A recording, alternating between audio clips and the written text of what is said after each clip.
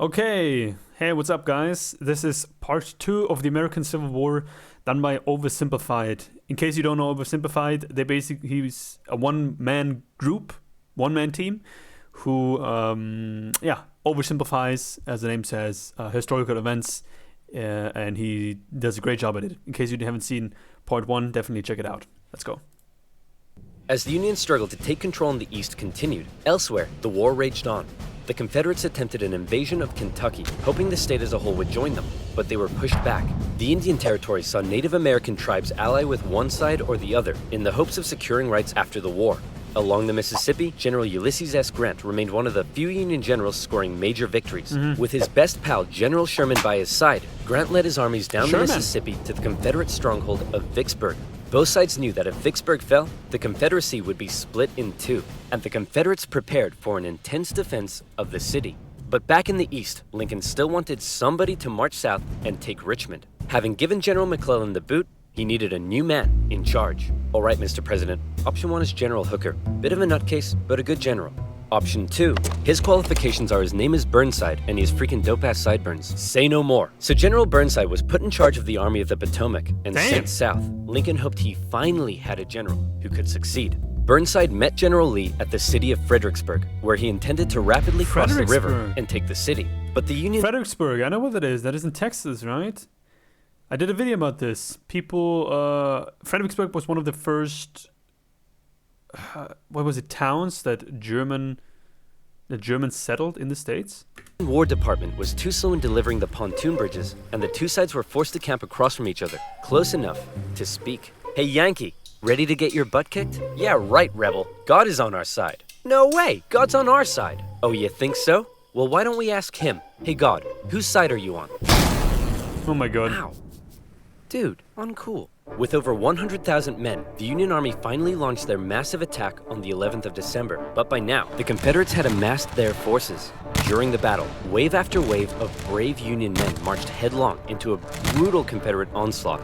Even the Confederates couldn't believe what they were seeing, and in one moment of camaraderie, a Confederate sergeant, unable to take it, reportedly came out into the field to tend to the Union wounded. Seeing this, the Union troops held their fire. Still, Burnside and his forces were soundly defeated at Fredericksburg and forced to retreat. Lincoln's popularity and Northern morale continued to plummet, especially as the winter heading into 1863 was bad. The winter camps were rife with disease. The food was less than appealing. 1863 and...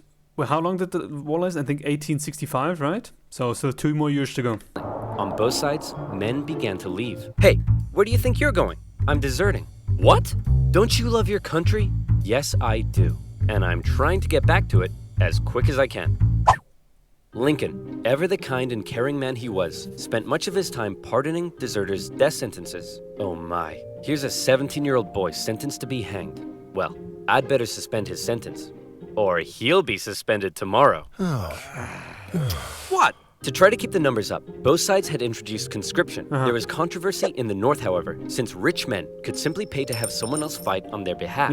Riots broke out in New York City, with enraged mobs furious at the idea of going to fight for slaves, an idea that many of them simply did not support. However, after so much pressure, the Union had finally begun allowing black men to enlist. And these men, knowing what they were fighting for, signed up. By the end of the war, nearly 200,000 troops, 10% of the Union Army, would be black. The valor and bravery they showed throughout, silencing critics. Okay, well that last guy was useless. Let's try this Hooker fellow. General Joseph Hooker was put in charge of the Army of the Potomac, and once again, Lincoln ordered him to move south and take Richmond. Hooker met Lee at the Battle of Chancellorsville, where Hooker had over twice the men Lee did. Lee was forced to defy all military convention and split his smaller force into two. Lee had absolutely no chance of winning, and Lee won. It was his masterpiece. Lee did suffer one significant loss during the battle, though. As his right-hand man, Stonewall Jackson, was riding back to the Confederate lines at night, the nervous Confederate troops, unable to recognize him, opened fire. Wow, shit. We learned about this in the American Revolution. You boys done goofed up. Jackson died 8 days later. As for Lincoln, he couldn't believe it. It was yet another loss, and Northern support continued to waver. While the Union kept on struggling in the east, out west, unconditional surrender Grant was making moves as always. In an attempt to take Vicksburg on the Mississippi, he made a series of risky and bold movements. He sent a cavalry raid and feigned Sherman north to confuse the enemy. Then, aided by a fleet of ironclads on the river, he raced his army south to cross the Mississippi.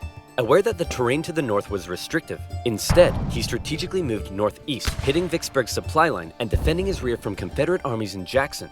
Once he reached Vicksburg, the Confederate defense became hardened, and Grant was forced to settle in for a month-long siege, during which time he got rather bored. Despite not taking the city, Lincoln loved it and encouraged Grant to hold firm. It would only be a matter of time before the Mississippi was in Union hands. Around this time, the people in the west of Virginia, who had remained loyal to the Union throughout, finally broke away to form their own state. They could have named it anything in the world, but the creative minds at the time came up Mississippi. High School Musical series, a serious estate. Left Virginia. Florida Vandalia. This is good. Left Virginia. That's good. With the ingenious West Virginia. Back in Washington, Lincoln once again wanted a new general to take command. God damn. Goodness, why do all these 19th century generals look so bust? Look, we got Sleepy Eyes Joe here. That's Princess Leia with a mustache. E.T. phoned the doctor. Fine, why don't we give Snapping Turtle McGee here a shot? So General Snapping Turtle McGee was put in charge of the Army of the Potomac. God damn. And it was a crucial time for the Union, because once again, the Confederates decided to go on the attack. For DC. So far, they had done exceedingly well militarily. But as the war kept going, the Confederate economy was crumbling. Riots broke out in the streets of Richmond as the price of bread skyrocketed. Supplies were dwindling. Jefferson Davis wanted to send men west to rescue Vicksburg, but General Lee knew the longer the war lasted, the worse their chances got. And he still hoped if he could just threaten DC, the already demoralized North would surrender. So in June 1863, with the momentum behind him, General Lee once again entered the North, fighting his way through Maryland and into Pennsylvania. General Meade set out to meet him for what would be the most significant battle of the entire war. If the Confederates won, DC could fall. If the Union won, it would be a turning point, as the Confederates would run out of steam, and the small town that was to get caught up in the crossfire of the largest battle in American history was Gettysburg, Pennsylvania. On June 1st, units from each army encountered one another and skirmished through the town itself. The townspeople were forced to take refuge, except for one man who reportedly ran outside for a strange reason. "Joseph, what are you doing?" "I'm not gonna let them take my beans." "How many times do I have to tell you, they're not here for your beans?" By the second day, over 100,000 men stretched for miles across the battlefield. Lee took the initiative, deciding to hit the enemy's flanks, and he came very close to breaking through the Union's disorganized left. But Union Colonel Joshua Chamberlain ordered a desperate bayonet charge, smashing into the Confederates and forcing them back. The Union forces held across the line. On the final day, Lee believed the Union... Can you just imagine like fucking thousands of people are just charging towards you? God damn. Union Army had fortified its flanks, so he decided to finish them off with one massive central assault. The Confederates rushed at the Union lines during General Pickett's charge, and this time, it was the Union's turn to unleash hell. Meade had correctly guessed Lee's strategy, and the Confederates were decimated, forced to turn and flee. A devastated General Lee called out to his fleeing and wounded men, telling them it was his fault. And after holding for a counterattack that never came, he ordered a retreat back into Virginia. The North had just managed to score a massive victory, and one they desperately needed. And if that wasn't enough, in the West, after a month-long siege, Vicksburg finally fell. The North now held the Mississippi. And better yet, it was the 4th of July. With control of the Mississippi, Union forces moved into Arkansas and Tennessee. Tennessee in particular saw heavy fighting, with Union General Rosecrans masterfully pushing Braxton Bragg's Army of the Tennessee out of Tennessee. He suffered a major setback, however, at the bloody Battle of Chickamauga, and ended up under a Confederate siege at Chattanooga. At one point during the siege, a temporary truce was declared so that wounded men could be recovered. And often in the Civil War, during these small truces, men from both sides would meet in the middle to trade things like tobacco, coffee, and maybe even honey. Do you like honey? I think you guys all know what it is. Honey saves some money. Honey saves some money. That's a good one. But I gotta keep this video as short as possible. Let's go. And the Siege of Chattanooga. Thankfully, General Grant, now in charge of all Western Union armies, showed up and karate kicked Bragg right back into Georgia. Like this. With Sherman and Hooker, Grant took on Confederate positions in the mountains around the city, including the famous battle above the clouds and Mission Ridge. Wow. Grant continued to be Lincoln's #1 guy. With these victories, Lincoln hoped the war was finally turning. Back in Gettysburg, the entire town had been turned into a hospital to care for the scores of wounded men. Throughout the war, on both sides, women such as Clara Barton rose to the occasion, doing crucial work on the home front and volunteering as nurses for those who had given their lives. A new national cemetery was to be established at Gettysburg, and Abraham Lincoln traveled out to attend the opening ceremony. At the event, the main speaker spoke for 2 hours. Then, Abraham Lincoln was called forward to give some brief, appropriate remarks. In just 2 minutes, he masterfully and poignantly iterated America's national purpose and the need to continue the fight. The Gettysburg Address would become one of the most famous speeches in American history. While they were now making progress, the North still couldn't find a decisive victory in the East.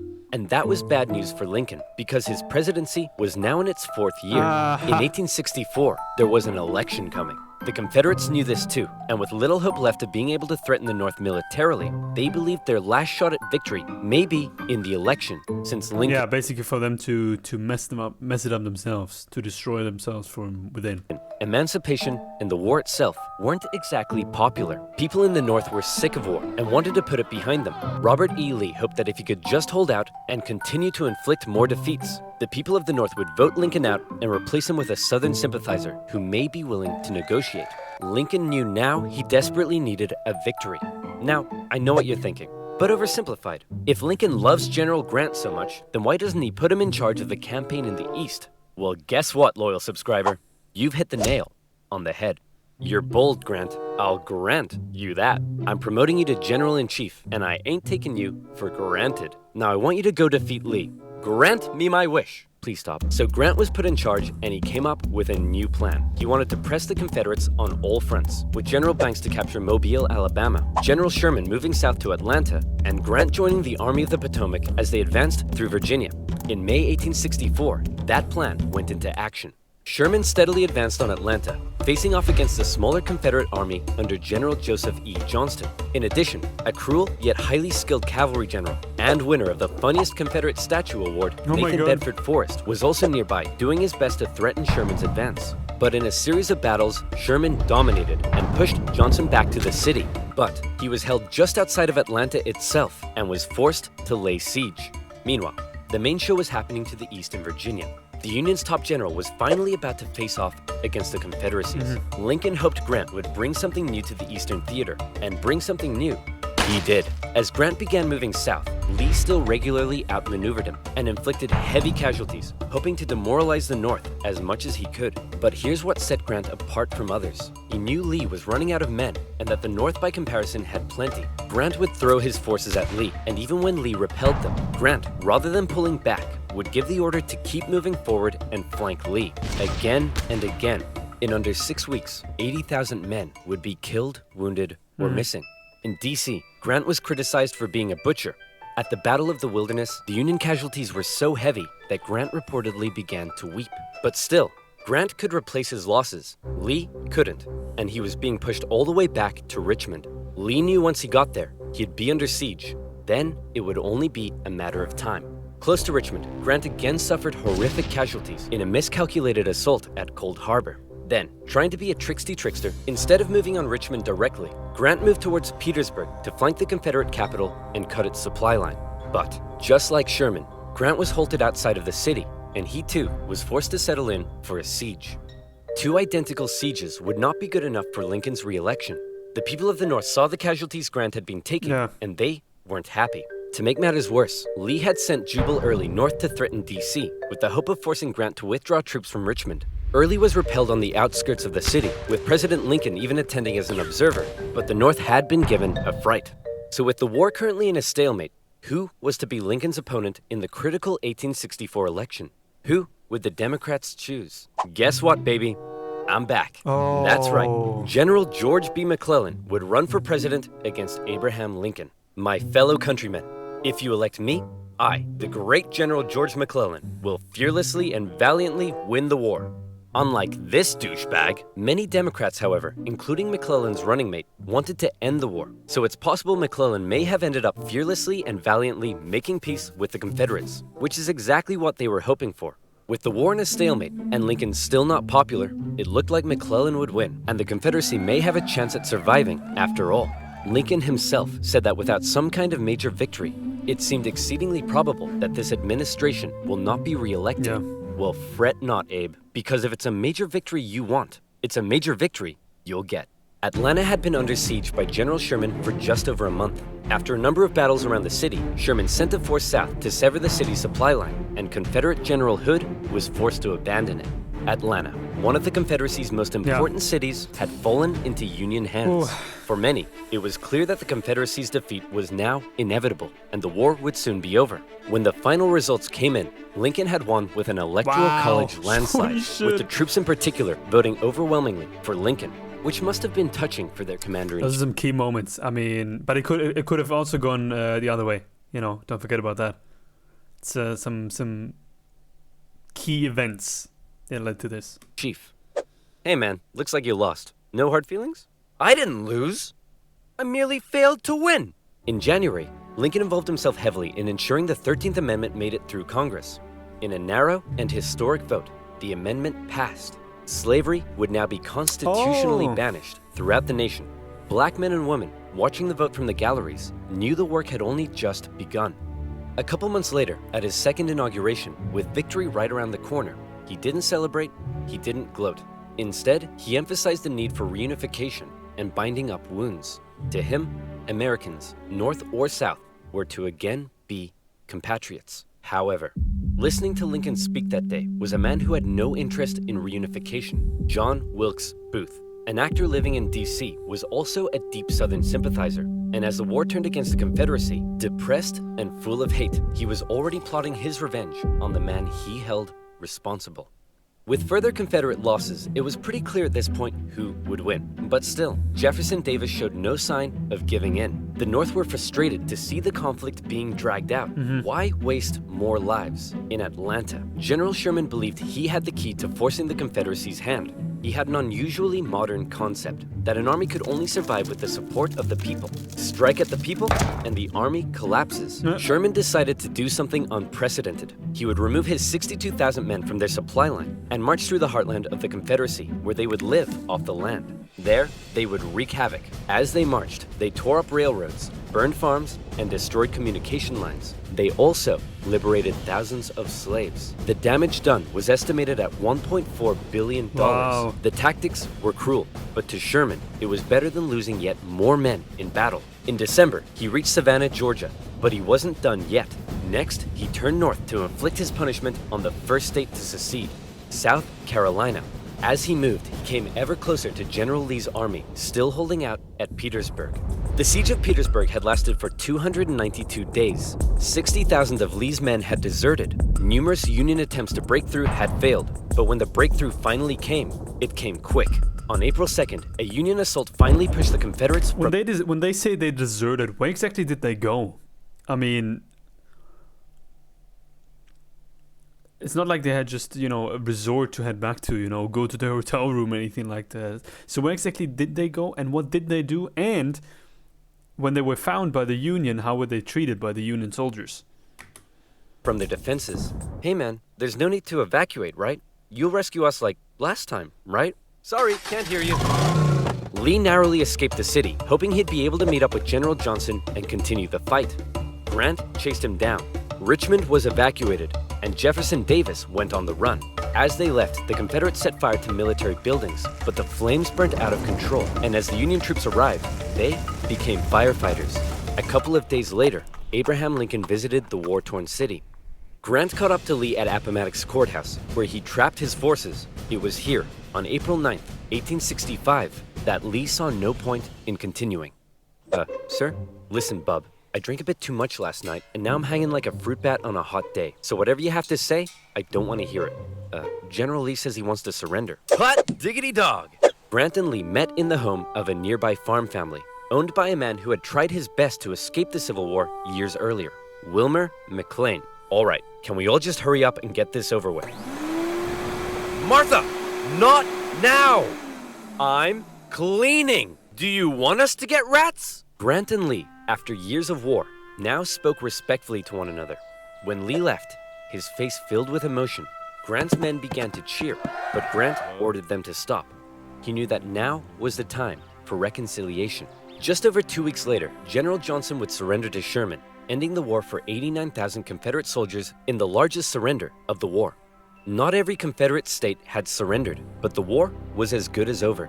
Across the North, church bells rang out and celebrations erupted. In Washington, Lincoln gave a speech from the White House to a jubilant crowd, in which, among various things, he expressed his support for black voting rights. Lincoln had seen the nation through its deepest crisis. The presidency had visibly aged him. He had lost over 20 pounds. He said sometimes, "I think I am the tiredest man on earth." I'm not sure tiredest is a word, but geez, the man's exhausted. Cut him some slack. On a carriage ride with Mary, Lincoln clearly was looking forward to being a president in a time of peace. He was apparently very cheerful, surprising his wife, and he told her that between the war and the loss of their son, they'd both been very miserable. Now, it was time to be happy. On the evening of April 14th, Lincoln attended a play with his wife and some friends at Ford's Theater. It was a comedy, and the president appeared to be enjoying it very much. In a nearby bar, John Wilkes Booth swallowed 2 glasses of brandy. He slipped quietly into the president's booth and awaited for the audience's laughter to rise. The president was shot in the back of the head. Jesus. Booth fled the city. Soldiers carried Lincoln to a boarding house across the street. There, doctors declared there was nothing they could do. Surrounded by his heartbroken wife, son, and members of cabinet, at 7:22 the next morning, President Lincoln passed away. Never before had a president been murdered. A shocked nation mourned as a 12-day funeral procession carried Lincoln back to his home in Springfield, Illinois. On April 26th, Union cavalry found John Wilkes Booth in a barn in Virginia, where he was shot. Wait, he wasn't even caught on the same day? So even the people that were right next to Lincoln didn't see him? 26th, Union cavalry found Lincoln back to his home in Springfield, Illinois. On April 26th, Union cavalry found John Wilkes Booth in a barn in Virginia, where he was shot. Not long after, Confederate President... Wait, they shot him? In a barn in Virginia, where he was shot. Not long after, Confederate President Jefferson Davis... Can you imagine they must have beaten the living shit out of him. ...was also tracked down and arrested. Imprisoned for 2 years, he was eventually released. The North didn't want to put him on trial, for fear the jury may rule that Southern secession had in fact been legal. To ensure reconciliation, other Confederate generals and politicians were allowed to re-enter life in the now restored Union. Scattered fighting continued into May, when the last Confederate forces in Texas disintegrated. The Southern states came under Northern military occupation to prevent any further rebellion, and a very difficult era of Reconstruction began. Over 3 million Americans had fought, brother against brother. The Civil War remains the bloodiest conflict in U.S. history, but the Union had been preserved. You could say the real winners were those who were to never again be slaves. Further amendments passed by Congress gave black individuals the right to citizenship and to vote. Significant progress had been made. However, entering into the 20th century, it was clear the fight for equality would continue. In modern America, the man who fought to preserve the nation and never gave up in the darkest of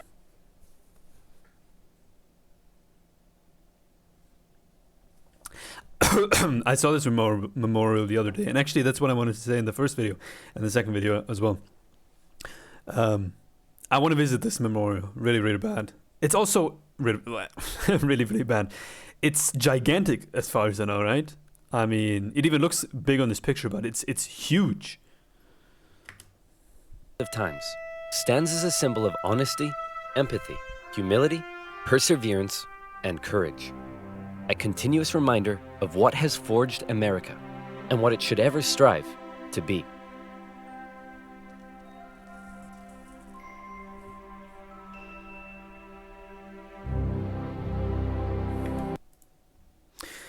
Wow.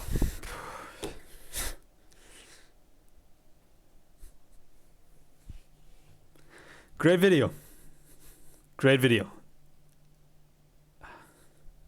I don't even know what to say. It's incredible. You know, it's so sad. It's so sad to see when the same people are just fighting against one another. You know, I mean, at some point they were all settlers. They all came. Their ancestors, you know, came from Britain, came from Germany, came from whatever. But now, you know, they were just fighting against one another. And it was literally, it's crazy, and it's inevitable that one side has to lose, you know, and lives will be lost. Especially back then, you know, diplomacy is not like it is today, and even nowadays, you know, you could say that diplomacy is really just it's almost like wishful thinking to some extent, yeah. But I definitely want to see Abe in his memorial. That's I didn't get it. Where exactly is that memorial though? Is it in DC? Is it in Illinois where he was from? But very curious to know. Crazy stuff. I'm glad I did this. Guys, I hope you enjoyed it. I hope you enjoyed this as much as I did. Learn as much as I did. And don't forget to like, comment, and subscribe. And in the comments, let me know what other stuff you would like me to react to. I'm definitely going to cover the French Revolution next. You know, I want to cover almost pretty much every single video that OverSimplified did because he really deserves it. I'm going to put the link to the original video in the description. Go check it out, show some love, and yeah, I'll see you soon. Take care.